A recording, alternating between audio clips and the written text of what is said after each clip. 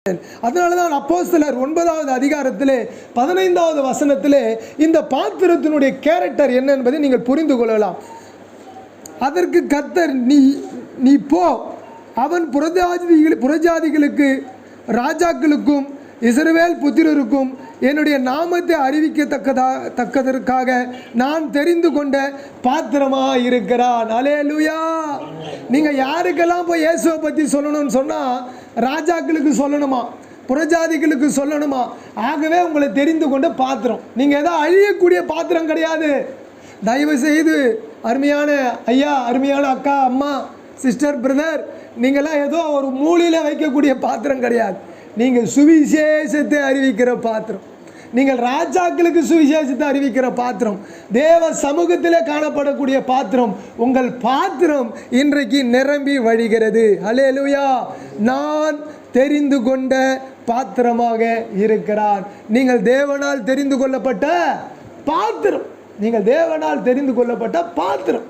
ஆகவே இந்த நாளிலே உங்கள் துக்கம் எப்படி மாறப்போகுது? சந்தோஷமாய் மாறப்போகிறது.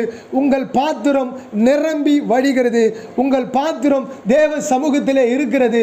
உங்கள் பாத்திரம் தேவனால் தெரிந்து கொள்ளப்பட்ட பாத்திரம் என்பதை கர்த்தர் உறுதிப்படுத்துகிறார். அதனால தான் சங்கீதம் 116வது சங்கீதத்திலே 13வது வசனத்தை நான் வாசிக்கலாம். ரட்சிப்பின் பாத்திரத்தை எடுத்துக்கொண்டு கர்த்தருடைய நாமத்தை தொழுது கொள்ளுவேன். இப்போ நீங்கள் யாருன்னு சொன்னால், நீங்கள் ஒரு பாத்திரத்தை எடுத்துக்கொள்ளணுமா? அந்த பாத்திரத்தினுடைய பேர் வெள்ளியோ பொன்னோ மண்ணோ கிடையாது. அந்த பாத்திரம் ரட்சிப்பின் பாத்திரம். அல்லேலூயா. ரட்சிப்பின் வஸ்திரத்தை கர்த்தர் உங்களுக்கு உடுத்தி வைத்திருக்கிறார். அல்லேலூயா. நீங்கள் ரட்சிப்பின் பாத்திரத்தில் நிரம்பி இருக்கிறீர்கள். நீங்கள் கவலையில் உட்காரக்கூட. ஆண்டவர் சொல்கிறாரு, உங்கள் இருதயத்தின் கவலையை தூரமாவே.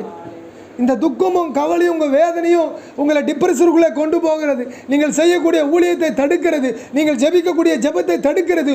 உங்கள் குடும்பத்தின் ஆசீர்வாதத்தை தடுக்கிறது. உங்கள் சரீர பிரகாரமாக உங்கள் முகத்தின் அழகை கெடுக்கிறது.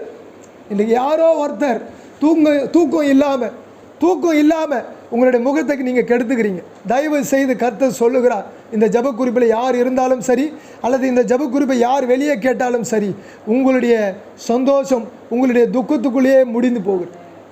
ஆண்டவர் சொன்னார், உங்கள் துக்கம் சந்தோஷமாய் மாறுன்னு சொன்னார். ஆனால் நீங்கள் உங்கள் துக்கத்திலேயே சந்தோஷத்தை அமிழ்த்து சந்தோஷம் இல்லாமல் போகிறீங்க.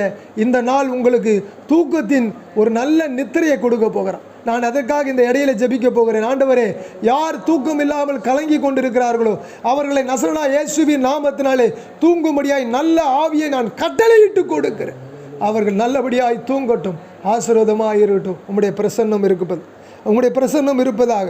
ஆக ரட்சிப்பின் பாத்திரத்தை எடுத்துக்கொண்டு கர்த்தருடைய நாமத்தை நான் என்ன செய்வேன்? தொழுது கொள்ளுவேன். ஆகவே நீங்கள் எதற்காய் தெரிந்து கொள்ளப்பட்டீர்கள் என்று சொன்னால், தேவ சமூகத்தில் நிற்கிற பாத்திரமாய் தெரிந்து கொள்ளப்பட்டீர்கள். நீங்கள் எதற்காய் தெரிந்து கொள்ளப்பட்டீர்கள் என்று சொன்னால், உங்கள் பாத்திரம் நிரம்பி வழிவதற்காக தெரிந்து கொள்ளப்பட்ட பாத்திரம். நீங்கள் எம்டியான பாத்திரம் கிடையாது. நீங்கள் எதற்காய் தெரிந்து கொள்ளப்பட்டீர்கள் என்று சொன்னால், நான் தெரிந்து கொண்ட பாத்திரமாய் இருக்கிறான். அவன் புறஜாதிகளுக்கு சுவிசேஷத்தை அறிவிப்பான், எதிரிகளுக்கு சுவிசேஷத்தை அறிவிப்பான், ராஜாக்களுக்கு சுவிசேஷத்தை அறிவிப்பான். இந்த உலகத்தில் இருக்கிற ஜனங்களுக்கு இயேசுவை பற்றி சொல்லுவதற்கு நான் தெரிந்து கொள்ள பாத்திரம்தான் நீங்களும் நானும் என்று சொல்லி இரட்சகராகிய ஆண்டவர் இந்த நாளிலே சொல்லுகிறார். கடைசியாக பாருங்க, ரட்சிப்பின் பாத்திரத்தை எடுத்துக்கொண்டு கர்த்தருடைய நாமத்தை தொழுது கொள்ளுவேன் என்று சொல்லி நாம் வாசிக்கிறோம். ஆகவே நாம் கண்களை மூடுவோம். ஆண்டவரே, இந்த நாளிலே 3 விதமான பாத்திரங்களை நீர் எங்களுக்கு தந்திருக்கிறீர். எங்கள் பாத்திரம் முதலாவது நிரம்பி வழிகிறது. எங்கள் பாத்திரம் உம்முடைய சமூகத்திலே காணப்படுகிறது. எங்கள் பாத்திரம் ஆண்டவரே கர்த்தாவே பரிசுத்தத்தினால் நிரம்பி இருக்கிறது. எங்கள் பாத்திரம் மற்றவர்களுக்கு ஊழியம் செய்கிறது. எங்கள் பாத்திரம் ரட்சிப்பினால் ஆண்டவரே கர்த்தாவே நிரம்பி. ஆகவே எங்கள் பாத்திரத்தை ஆசீர்வதித்து கொடுத்ததுக்காய் உமக்கு நன்றி. இந்த நாளை நீர் தெரிந்து கொண்டதுக்காய் நன்றி. கிருபைக்குள்ளும் இரக்கத்துக்குள்ளும் மூடுங்க, ஆசீர்வதிங்க, பலப்படுத்துங்க, பெரிய காரியங்களை செய்யுங்க. இயேசுவின் நாமத்தில் ஜெபிக்கிறேன் ஜீவனுள்ள நல்ல பிதாவே, ஆமென். கர்த்தர் உங்களை ஆசீர்வதிப்பு.